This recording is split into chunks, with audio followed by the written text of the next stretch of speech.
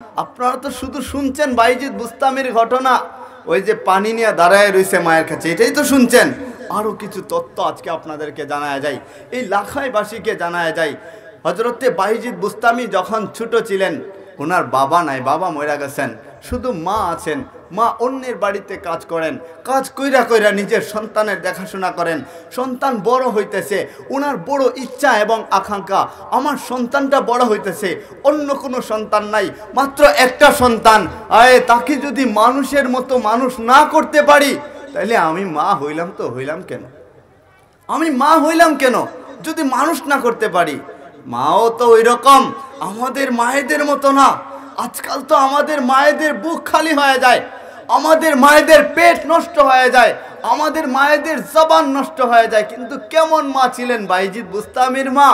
তো তিনি চিন্তা করলেন আল্লাহওয়ালা বানাতে হবে, আল্লাহর ওলি বানাতে হবে। যার কারণে খুঁজতেছেন উস্তাদকে, এমন একজন উস্তাদ খুঁজলেন। এলাকার সকলেই বলল ওই উস্তাদের কাছে যদি নিয়ে যান, আর ওই উস্তাদ যদি আপনার সন্তানকে দেখাশোনা করে, তাইলে সে সন্তান এমন সুসন্তান হবে, সাহাবাওয়ালা আদর্শে আদর্শিত হবে, আল্লাহর সাথে কানেকশন কর্নেওয়ালা হবে। নিয়ে গেলেন ওই উস্তাদের কাছে। যা বলতেছেন, আমি তো অসহায়, আমার স্বামী নাই, ওর বাবা নাই, বিধবা মহিলা আমি, আমার অন্য কোনো সন্তান নাই, মাত্র একটা সন্তান, নাম রাখছি তার বাইজিদ। তাকে মানুষের মতো মানুষ করতে চাই, আপনার দরবারে নিয়ে আসলাম, আপনি আমার সন্তানটাকে একটু রাখেন না, আপনার মতো একটু কইরা দেন না। তো নিয়ে গেছেন যখন, উস্তাদ রাজি হয়েছেন, উস্তাদও রাইখা দিছেন, ওয়াদা করছেন, আপনার সন্তান যতদিন পর্যন্ত আমার মতো না হবে, আল্লাহওয়ালা না হবে, ততদিন পর্যন্ত আমি ছুটি দেব না। মাও বইলা দিছেন, সন্তান আপনার মতো হওয়ার আগ পর্যন্ত কোনো ছুটি তাকে দিবেন না, বাড়িতে আসতে দিবেন না। তো ওয়াদা যেহেতু ওয়াদাই হয়েছে, তো ওই ছোটো বাচ্চা বাইজিদ পড়াশোনা করতেছেন। 1 মাস 2 মাস 3 মাস 4 মাস চলে গেছে, 5 মাস চলে গেছে। যখন 6 মাসের সময় হয়েছে, ওই বাইজিদ বুস্তামি কান্না করতেছেন, কত সন্তানেরই তো বাবা আসে, কত সন্তানেরই তো মা আসে, আমার তো বাবা নাই, বাবা থাকলে না বাবা আসবে আমাকে দেখার জন্য, আমার তো মা আছে তবে অন্যের বাড়িতে কাজ করে, ওই মাও তো আমার আসে না, আমি একা থাকি তো থাকি কেমন করে, অনেক কষ্ট হয়, চোখের পানিগুলা জমিনে কড়ায় পড়ে। তো চিন্তা করলেন আমি একটু ছুটি নিয়ে যাই। উস্তাদের কাছে গেলেন যে উস্তাদ যে আমাকে একটু ছুটি দেন না, আমার মাকে একটু দেখতে যাব। তো উস্তাদ তো ওয়াদাবদ্ধ হয়েছেন, মায়ের সাথে ওয়াদাবদ্ধ হয়েছেন যে যতদিন পর্যন্ত আমার মতো না হবে, ততদিন পর্যন্ত আপনার সন্তানকে বাড়ি পাঠাবো না। যেহেতু ওয়াদাবদ্ধ হয়েছেন, এখন ছুটি দিবেন কিভাবে? তো পড়াইতেছেন আর বলতেছেন, শুনো, তোমার মায়ের সাথে আমি ওয়াদাবদ্ধ হয়েছি, তবে বাড়িতে না পাঠানোর জন্য একটা বাহানা করছেন। কোরআন শরীফের কিছু সবক দিছেন, একটু মনোযোগ দিয়ে শুনেন। সবক দিছেন, অনেকগুলা সবক দিছেন, যেগুলো একদিনে কোনো দিন মুখস্থ করা কারো পক্ষে সম্ভব না। সবক দেয়া বলছেন, শুনো, যদি এই সবকগুলা তুমি শুনাইতে পারো, তাইলে তুমি বাড়িতে যাইতে পারবা, আর নাইলে বাড়িতে যাইতে পারবা না, তোমার ছুটি নাই। তো উনি কোরআন শরীফ নিছেন, সামনে নিয়ে যখন পড়তেছেন, 2-1 ফোঁটা চোখের পানি ফেলা দিছেন। কচি মানুষ, কচি বাচ্চা, চোখের পানি যখন পইরা যায়, আর হাত উপরের দিকে উঠায় দিছেন, বলতেছেন, মালিক, মাকেই তো দেখতে যাব, দেখতে যাওয়ার জন্য ছুটি চাইতেছি, উস্তাদ তো আমাকে পড়ার জন্য বলছেন, সবক দেয়া দিছেন, আপনি মুখস্থ না করায় দিলে আমার মুখস্থ করার কোনো কুদরত নাই। ছোট বাচ্চা যখন বলছিল মালিকের দরবারে, ফেরেশতারা কেমন করে তাকায় রইছিল, ওই মালিক কেমন করে তাকায় রইছে, যখন উনি বলছেন কোরআন শরীফের যে পৃষ্ঠা আছে, পবিত্র পৃষ্ঠা উল্টাইতেছেন, একটার পরে একটা উল্টাইতেছেন, কেমন করে আল্লাহ কলবে ডাইলা দিছেন। মোবাইলের মাধ্যমে, ব্লুটুথের মাধ্যমে, শেয়ার হিটের মাধ্যমে, হোয়াটসঅ্যাপ ইমোর মাধ্যমে এক মোবাইল থেকে অন্য ফাইল অন্য মোবাইলে চলে যায়, যেমন কইরা চলে যায়। মালিকও তেমন কইরা একটার পর একটা পৃষ্ঠা উল্টায়, আর ওইটা মালিক বুকের মধ্যে দেয়া দেয়, পৃষ্ঠা উল্টায় মালিক ভিতরে দেয়া দেয়, কলবে গাইথা দেয়। হায়, উস্তাদের কাছে গেছেন, আর উস্তাদকে যা বলতেছেন, উস্তাদ যে আমার সবক শুনেন। উস্তাদ অবাক হয়ে গেছে, সবক মুখস্থ কি কইরা করবে, এটা তো কোনোভাবেই সম্ভব হওয়ার কথা ছিল না, সে কি করে মুখস্থ করলো, বলে শোনাও। তো উস্তাদকে বিনা লোকমায় যা উস্তাদ দিছিলেন, সম্পূর্ণ বিনা লোকমায় উস্তাদকে শোনায় দিয়েছেন, বিনা লোকমায় শোনায় দিয়েছেন। উস্তাদ তো এবার মনে মনে ভাবছেন, আয় ওইটা তো যেই সেই কোনো ছাত্র না, তো মালিকের সাথে কানেকশন করনেওয়ালা একটা ছাত্র, মালিকের সাথে কানেকশন করনেওয়ালা একটা বাচ্চা, তাকে ছুটি না দিয়া থাকি কি কইরা? ছুটি না দিয়ে কিভাবে থাকি? দেখবেন আপনার আমার সন্তানকে যখন মাদ্রাসায় দিবেন, দূরে কোথাও দিবেন, আপনি যখন দেখতে যাইবেন আপনার সন্তানটা আপনার গলা ধরে কান্না করবে, বাবা আমাকে একটু বাড়িতে নিয়ে যান না, মা আমাকে একটু বাড়িতে নিয়ে যান না, ভাই যদি যায় ভাইয়া আমাকে একটু বাড়িতে নিয়ে যান না, কান্না করে। ওই ছোটো বাচ্চা 6 বছর 5 বছরের বাচ্চা, সেও তো কান্না করবে। তো বাড়িতে উনি গেছেন, ছুটি পায় বাড়িতে গেছেন, দরজার মধ্যে যায় যখন ডাক দিছেন, মা আমি বাইজিদ, মা চিৎকার দিয়ে বলে আমার বাইজিদ হতে পারে না, আমার বাইজিদ আসতে পারে না। বাইজিদ বলে মা আমি আসলে তোমার বাইজিদ। কয় কি করে আমার বাইজিদ হবে? যেখানে আমি উস্তাদকে বলে আসছি যতদিন পর্যন্ত উস্তাদের মতো না হবে ততদিন পর্যন্ত যেন ছুটি না হয়, তাইলে তুমি বাইজিদ কি করে হলা? তুমি কি করে বাইজিদ হবে? তো উনি চইলা গেছেন, মা তো মানতে রাজি না যে উনি আসলে বাইজিদ। চইলা গেছেন উস্তাদের কাছে, মাদ্রাসায় যা বলতেছেন, উস্তাদ যে আমাকে আর ছুটি দেন না, আমার ছুটির প্রয়োজন নাই, আমি আর ছুটি চাই না। বলে কেন তুমি ছুটি চাও না? মাকে ডাকলাম, মা চিৎকার দিল, জবাব দিল, কিন্তু মা কোনোভাবেই মানতে রাজি হইল না। আমি যে ওনার সন্তান, আমি যে বাইজিদ, মা মানতেছে না। আমি ডাকলাম, মা তবুও আমার কথার কোনো উত্তর দিচ্ছে না, জবাব দিচ্ছে না, মা তাড়ায় দিচ্ছে। চইলে আসলাম আপনার দরবারে, যেদিন আপনার মতো হব, যেদিন আপনার মতো মালিকের সাথে কানেকশনটা কইরা নেব, সেদিনই আমি ছুটি চাইব, আর ছুটি চাই না, ছুটি চাই না। তো উস্তাদ রাখলেন, কেমন ছাত্র করতেছেন দেখেন। উস্তাদ যখন রাখলেন আর শুধু নামাজ পড়াইতেছেন, তাহাজ্জুদের যখন সময়টা হয়ে যায়, রাত যখন গভীর হয়ে যায়, অন্ধকার হয়ে যায়, বাইজিদকে সঙ্গে নিয়ে উস্তাদ নামাজ পড়েন। বলেন সেজদায় পড়া থাকো, সেজদায় পড়া মালিকের দরবারে কান্না করো, মালিকের কাছে চাও না তোমাকে বেলায়েতের পাগড়ি তোমাকেই পরানো হবে, আরে চাইতে থাকো মালিকের কাছে, দুনিয়ার কোনো মানুষের কাছে চায় লাভ নাই। বলেন না আপনি আমি কতজন কত অভাবগ্রস্তে আছি, কোনোদিন চাইছেন যে মালিক আমি তো অভাবগ্রস্ত, আপনি ছাড়া কোনো মালিক নাই? এখানে কি একজন দেখাতে পারবেন যে হুজুর আমি তো অভাবগ্রস্ত, আমি অসুস্থ মানুষ? হসপিটালে দেখবেন, হসপিটালে গেলে প্রতিদিন দৌড়াদৌড়ি করে, সকাল তো সন্ধ্যা হসপিটালের মধ্যে দৌড়াদৌড়ি করে।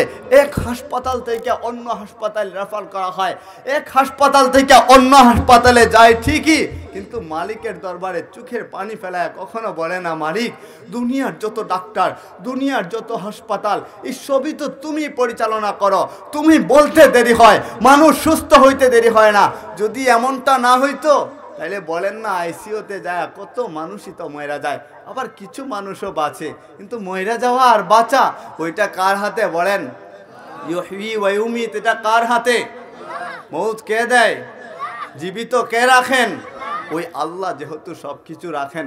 অভাবগ্রস্ত হইলে এই মালিকের দরবারেই বলবেন যে মালিক আমি অভাবগ্রস্ত, আমাকে আপনি একটু সহায় হন আমার, কারণ আমার আপনি ছাড়া দ্বিতীয় কোনো মালিক নাই, আপনি ছাড়া দ্বিতীয় কোনো এলাহ নাই, আপনি ছাড়া দ্বিতীয় কোনো রব আমার নাই, আপনি আমার সব। মালিক আপনার কাছেই চাইতেছি, আজকে থেকে ওয়াদা করতে পারবো তো ইনশাআল্লাহ? চিৎকার দিয়ে বলি পারবো তো ইনশাআল্লাহ? আমরা চাইবো, একজনের কাছেই চাইবো, কিছু সময় আলোচনা করব, তারপরে তো চলে যাব। আসেন সবাই আসেন, যারা বাহিরে আছেন আমরা ভিতরে চলে আসি। তো আমরা চাওয়ার জন্য একজনই আমাদের আছে, ওই মালিক। আমরা এখানে একত্রিত হয়েছি যেন পবিত্র হয়ে আজকে বাড়িতে যাইতে পারি। পবিত্র হইতে রাজি আছি না নাই?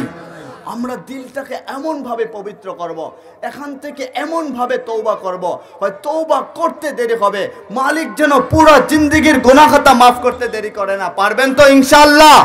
পারবেন তো ইনশাআল্লাহ? তো ওই বাইজিদ বুস্তামি মনে আসেনি আপনাদের? বাইজিদ বুস্তামি সাজদায় পড়া কান্না করেন।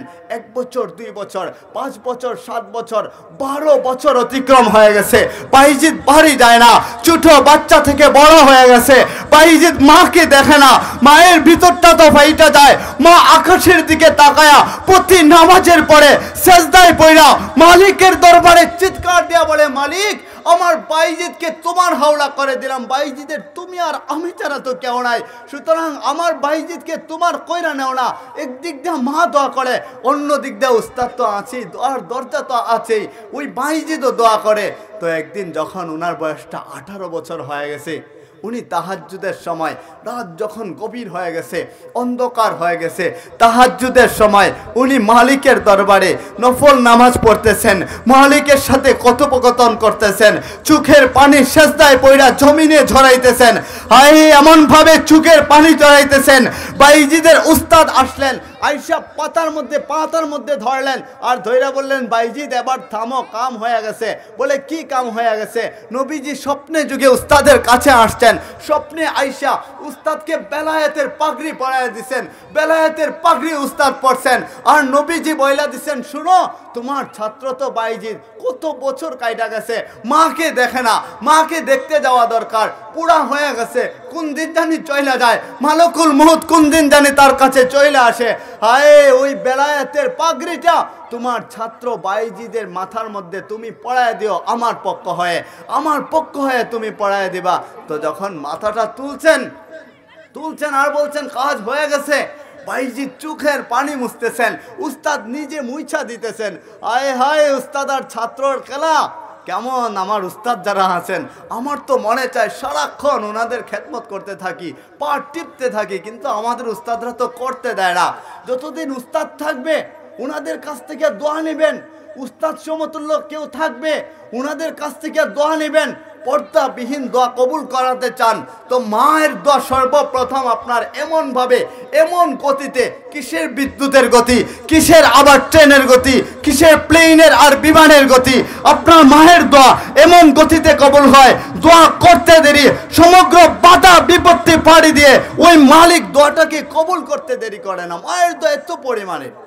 হ্যাঁ, তা আমাদের যাদের মা বাইচা আছে, আজকে যাই মায়ের কাছ থেকে দোয়া নিবেন তো ইনশাল্লাহ, দোয়া নেবেন, একটু মায়ের কাছে যায় বলবেন, মা যতদিন যা করছি, কত অন্যায় করছি তোমার সাথে, ভুলে ও ভুলে, সামনে পিছনে কত অন্যায় কাজ করছি, কত জানিয়া না জানিয়া অন্যায় কাজ করছি, মালিকের কাছেও বলবেন, আপনার মাকে বলবেন মালিক যেন ক্ষমা করে দেয়, মা যেন ক্ষমা করে দেয়। দোয়া নেবেন, মা যখন আপনার মাথার মধ্যে দোয়া দিবে, ওইটাই আপনার জান্নাত, ওইটাই আপনার জান্নাত। কারণ মায়ের পায়ের নিচেই তো জান্নাত, কি বলেন?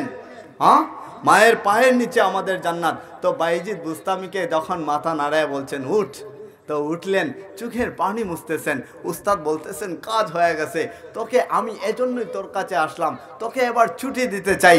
বাইজিদ বুস্তামি খুশি হয়ে গেছেন, মাথার পাগড়িটা খুলছেন, কইলা বলেন, শুন না বাইজিদ, নবীজি আসছিলেন স্বপ্ন যুগে, স্বপ্নে আমাকে পাগড়িটা পরায় গেছেন, বেলায়েতের পাগড়ি পরায় গেছেন।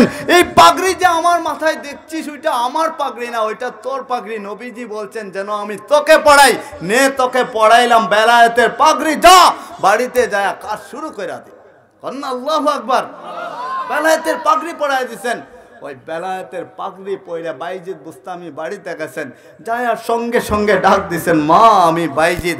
ডাক দিতে দেরি হয়েছে, মা চিৎকার দিয়ে দরজা খুলতে দেরি হয় নাই।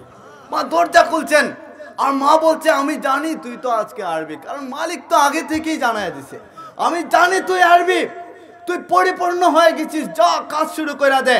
তো মা ঝড়ায় ধরছেন, সন্তানকে ঝড়ায় ধরছেন, আর দোয়া দিছেন, যা কাজ শুরু কর। আমাদের উলামায়ে কেরামগণ কেমন জানেননি?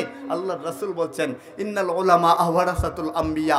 সম্পদ, আপনার যে সম্পদ থাকে, ওইটা যদি আপনি মরে যান, আপনার পরে আপনার সন্তান ওয়ারিস হয়ে যায়, তাই না? ওয়ারিস হয় না? আপনার আত্মীয়রাই তো ওয়ারিস হয়। তো আল্লাহর রাসূল যেহেতু নবীওয়ালা দায়িত্ব, পয়গাম্বর যখন চলে যায়, ওই পয়গাম্বরের দায়িত্বটা কে পালন করবে? পয়গাম্বরের ওয়ারিস কে হবে? কারণ বনি ইসরাইলের যুগে নবী না হইলে কেউ ওয়ারিস হইতো না, শুধুমাত্র নবীরাই দাওয়াত দিতে পারতেন। আর এখানে আমাদের নবীজি যখন চলে যাবেন, তো ঘোষণা করছেন, আল্লাহর পক্ষ থেকে জানায় দিছেন, আমাদের নবীজি আমাদেরকে বইলা দিছেন, ইন্নাল উলামা ওয়ারাসাতুল আম্বিয়া। উলামায়ে কেরামগণ হচ্ছেন আম্বিয়া কেরামের ওয়ারিস। সুতরাং নবী নাই, এখন আমরা কার ইশারায় চলবো, কাদের কথা মতো চলবো? উলামায়ে কেরাম তো এখনো আছেন, কি বলেন, আছেন না নাই? তো বেলায়েতের দরজা যাদের খোলা যায়, ওই মায়ের দোয়া ছাড়া আর কিছু না। ওই মায়ের পায়ের নিচে যাদের জান্নাত, আপনার আমার জান্নাত, ওই মায়ের কাছ থেকে দোয়া নিব আপনি আমি। সেখানে আমাদের অনেক মানুষ এমন আছে, গ্রাম এলাকায় দেখবেন মাকে গালাগাল করে, বিশ্রী ভাষায় গালাগাল করে। আমাদের শহর বন্দরের মানুষরা তো মাকে বাবাকে বৃদ্ধাশ্রমে পাঠায়। এটা কিভাবে সম্ভব? নিজের মাকে বৃদ্ধাশ্রমে পাঠায় দিবে? এটা কি কোনো ব্যক্তি মানতে পারে নাকি? আমার মা জীবিত থাকা অবস্থায়, বাবা জীবিত থাকা অবস্থায় আমার কাছ থেকে অন্য জায়গায় চলে যাবে, এটা কি করে সহ্য করব আমি? বৃদ্ধাশ্রমে পাঠায় দিবে? আমাদের বাংলাদেশে বৃদ্ধাশ্রম হয়েছে কারণ বাংলাদেশের মুসলমান নষ্ট হয়ে গেছে, নাইলে কোনোদিন বৃদ্ধাশ্রম হইতো না, কোনোদিন হইতো না। কোনো যন্ত্রণার কারণে যদি বৃদ্ধাশ্রমে রাইখাও আসতো, বাড়িতে যখন আসতো রাতের বেলা এমনটা হইতো চিৎকার দিয়ে তার বুকটা ফাইটা যাইতো, আর মনে মনে বলতো মালিক আমি ভুল করে ফেলছি। যত টাকা পয়সা লাগে সব কিছুকে পিছনে ফেলা আবার মায়ের কাছে যাইতো, আবার ওই বৃদ্ধাশ্রমে যাইতো, যায়া মাকে জড়ায় ধরে বলতো মা তুমি আমাকে মাফ করে দাও না, আমি তোমাকে নিতে আসছি। আমাদের মানুষজন বুঝে না, ওই বৃদ্ধাশ্রমে পাঠায় দেয়। মা বাবা না খায় তাকে নিজে প্রাসাদ কইরা থাকে, প্রাসাদ অট্টালিকা বানায়, গাড়ি বানায়, বাড়ি বানায়, সুন্দরী রমণী নিয়ে আসে, শহরের রমণী নিয়ে আসে, কিন্তু বাবা মায়ের খেদমত করে না। এরকম অনেকেই আছে, আপনাদের এলাকায় হয়তো নাই কিন্তু অনেক এলাকা ওইরকম আছে। বাবা মায়ের খেদমত কইরা যদি যান আপনি, যাইতে দেরি হবে, ওই জান্নাত আপনার জন্য প্রস্তুতি হতে দেরি করবে না। আপনি কবরে যাইতে দেরি হবে, হুর পরীরা আপনাকে নিয়ে টানাটানি করতে দেরি করবে না। সুতরাং আমরা একটু দেখাই না, হাত তুইলা মালিকরে দেখাই না, আজকে থাইকা কোনোদিন মা বাবাকে কষ্ট দিব না। হাত তুইলা দেখাই ইনশাআল্লাহ, বলুন ইনশাআল্লাহ, কোনোদিন কষ্ট দিব না। হ্যাঁ, রাজি আছেন আপনারা? আজকে থেকে পাক্কা ওয়াদা করেন, যা করছেন তো করছেন, আর কোনোদিন আমরা কষ্ট দিব না।